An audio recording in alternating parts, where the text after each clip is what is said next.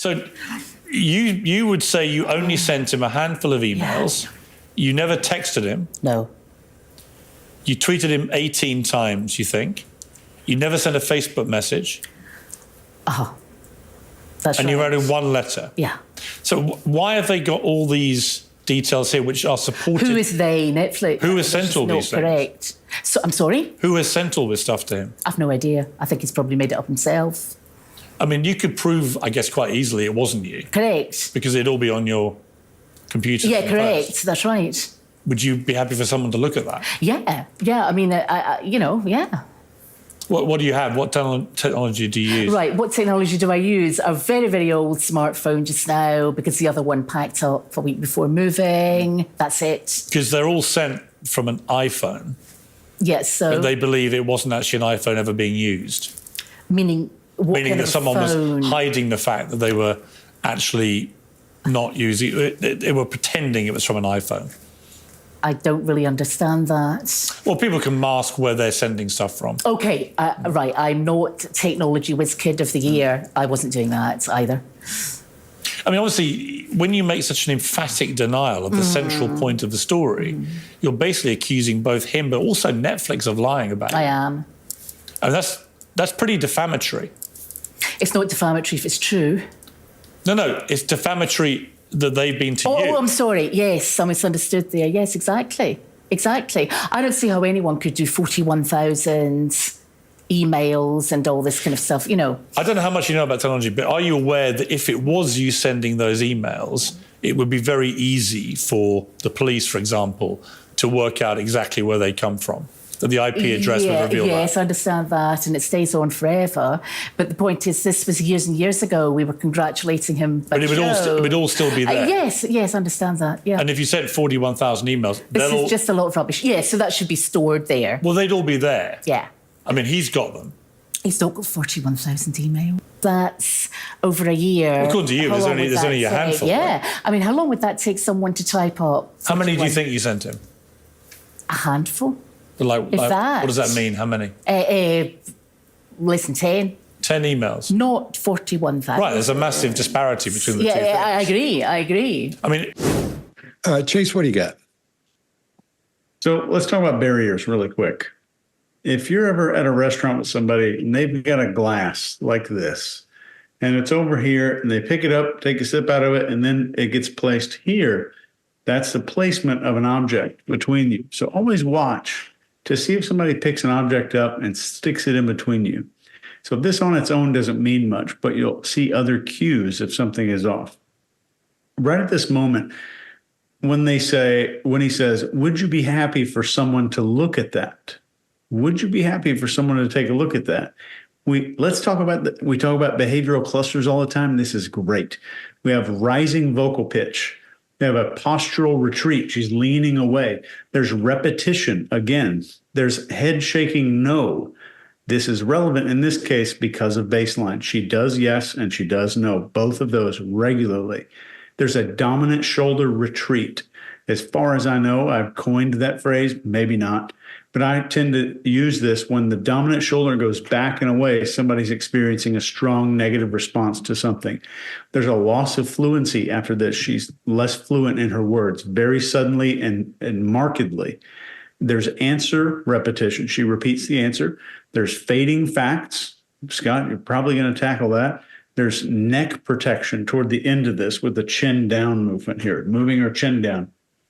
And when Pierce is talking about the iPhone issue, her blink rate goes sky high. We should not be seeing this behavior, especially if this information that would make her angry or focused on the question. So if it was true, if she was innocent, that might piss her off. That might make her angry. Or she really wants to hear the whole question because she knows it's not true. Blink rate slows down at that point. So from the behavior we're seeing here, it definitely looks like there's more than 10 emails. And something tells me her confidence in saying it's not 41,000 emails means that she knows it's probably thousands, but her estimate in her head is far lower than 41K. The only time you see a confident statement here is when she makes the denial about this specific number of emails, which is interesting. Scott, what do you got? Yeah, and for the emails, I kind of tried to figure that out. I think it's going to be 38 emails a day for 3 years in a row. And that's going to come up to around 41, a little over 41,000, I think. So that's a lot of, yeah, I mean, I've never emailed anybody 38. I don't think I send 38 emails a day. It's really, that's, she would know that. I mean, she would know that's a really high number. So maybe that's what that whole thing is about there. And that's why she's kind of, I think she's wondering. She might be like, "Gosh, that is a lot for that many a day." Maybe it doesn't seem like that to her. So I can't figure out what the logic would be if you've sent 48 or 41,000 emails, and then you say no, you didn't. That guy's going to have your servers or whatever. They're going to be able to find out you sent 41,000 emails. There's no question about that. So I just thought that was odd. But right out of the gate, when he asks her a yes or no question, she says yeah. And that's sort of broken up, and she comes back and forth pretty quick, and then she says, yeah, and that's a lot of words for a yes or no question. She keeps going. There's a lot of things that are starting to show us a lot more, like you were saying, Chase, cues of deception in here. We're seeing clusters of things that happen, and that's a big one at this point. Then her face goes blank.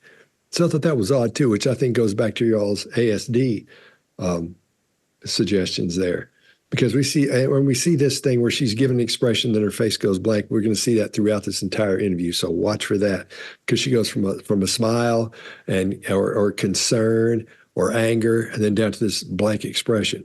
She'll go from laughing to a blank expression. Not every time, but watch for it because it's there. And then this is where the moaning starts.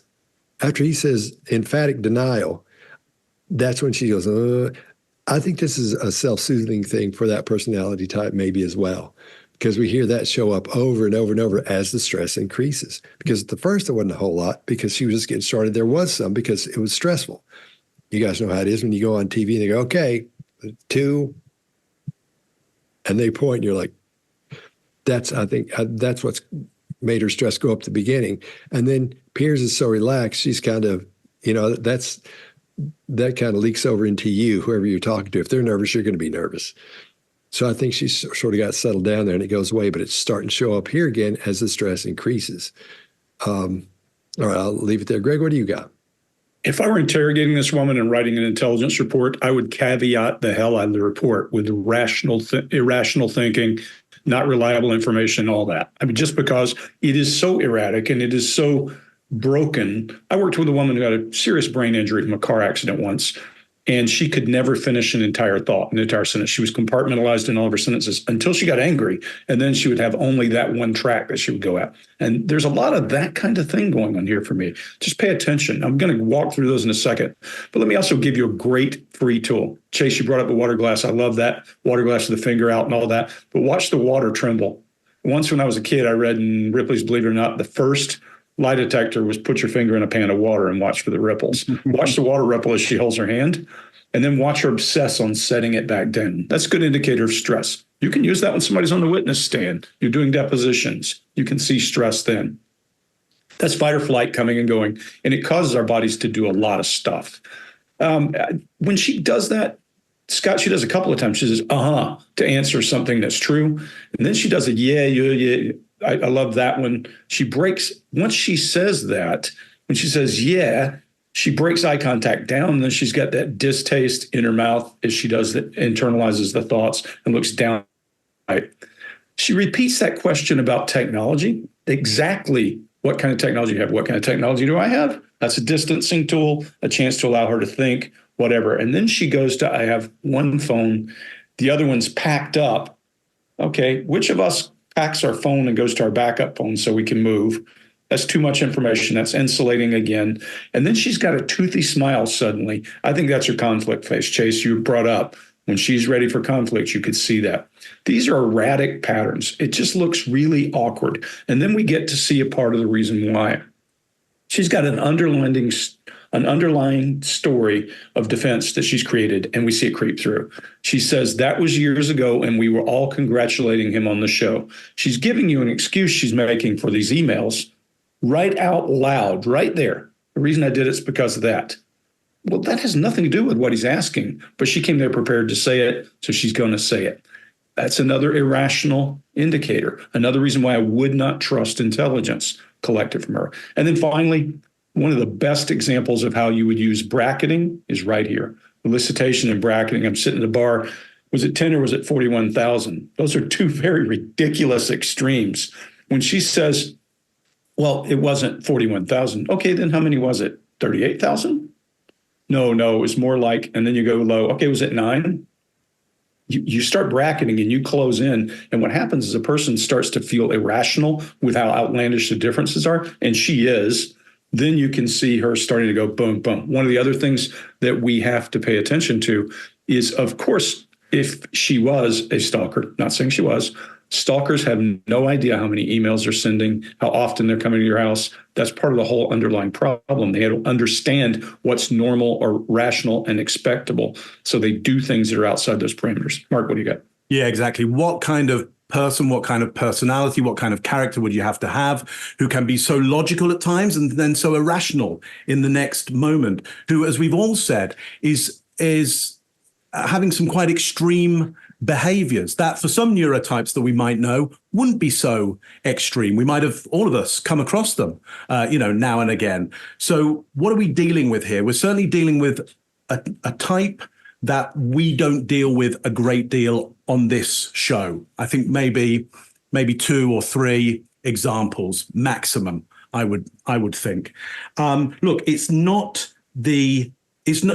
disputing that it's her that's the genesis of this show. That's not in dispute. She's already said, I came up with baby reindeer. So she's absolutely linked herself. That's not in dispute. What's in dispute here is how much of the truth of it is factually accurate. That's the issue for her. And she is rational enough to understand that. But then when given some of the facts, the indisputable facts, it becomes quite irrational. That's an extreme behavior that we don't come across a great deal. Now, the great thing about this and why this is so popular at the moment is entertainment is the business of extremes. That's what entertainment does. It provides you with extremes because you don't want to see your daily life right in front of you. Our lives are particularly boring. If the whole of my day, there are moments in it which are slightly extreme, hopefully not too many moments, but maybe once a year or something quite extreme happens. But if extremes were happening, 24 frames a second, then I just wouldn't be able to manage that. And that would be a film. That would be a Netflix show. And so we've got extreme behavior happening here, and you've got extreme behavior happening in the Netflix show. Let me just tell you a little thing about the hospital called St. Mary of Bethlehem in London, Bedlam, it became known as. And you could pay money in the 1700s to show up there, fine ladies and gentlemen that we would be, to watch people who had mental conditions usually get hosed down with very cold water, naked. And that was entertainment. That was entertainment to see people with mental conditions in front of you kind of get hosed so that they would ramp up their extreme behavior. I'm not saying this person has a mental condition. I'm not saying that's what we're seeing, but it feels to me sometimes very, very close. It seems very, very close. And in one aspect of it, it was encased in, this is a Netflix show, and so it's safe for you to watch, though my understanding is there's some very extreme drama in that show. And in this case here, yes, she has come by her own volition. She has signed up for it and says, hey, Pierce, I'll have an interview on that. But we've got to wonder, is she in the kind of state that she should be allowed to do that? And that's that I don't have the answer to that. That's a bit of a debate as to who should be allowed, who we should decide is too vulnerable to be in this kind of situation. Anyway, feels to me like maybe a little of a hosing of a naked woman with ice cold water might be going on here. So you would say you only sent him a handful of emails. You never texted him. No. You tweeted him 18 times, you think. You never sent a Facebook message. That's and right. you wrote him one letter. Yeah. So why have they got all these details here which are supported. Who is they? Netflix. Who has sent all these things? Correct. So I'm sorry. Who has sent all this stuff to him? I've no idea. I think he's probably made it up himself. I mean, you could prove, I guess, quite easily it wasn't you. Correct. Because it'd all be on your computer. Yeah, correct. That's right.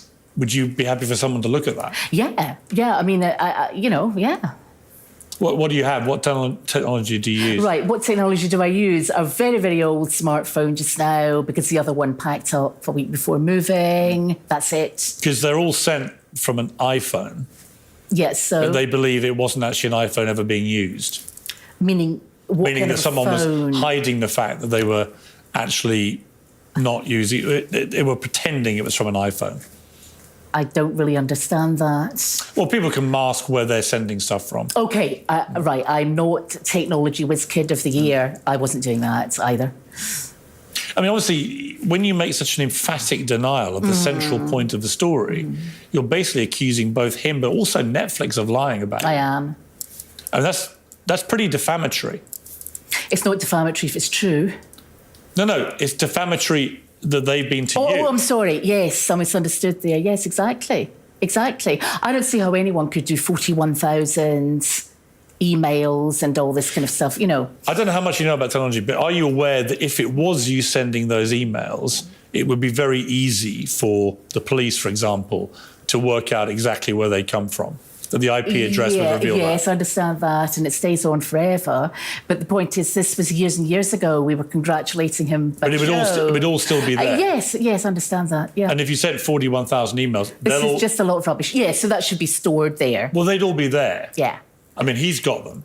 He's not got 41,000 emails. That's over a year. According to you, there's only a handful. Yeah. Right? I mean, how long would that take someone to type up? How many do you think you sent him? A handful. What does that mean? How many?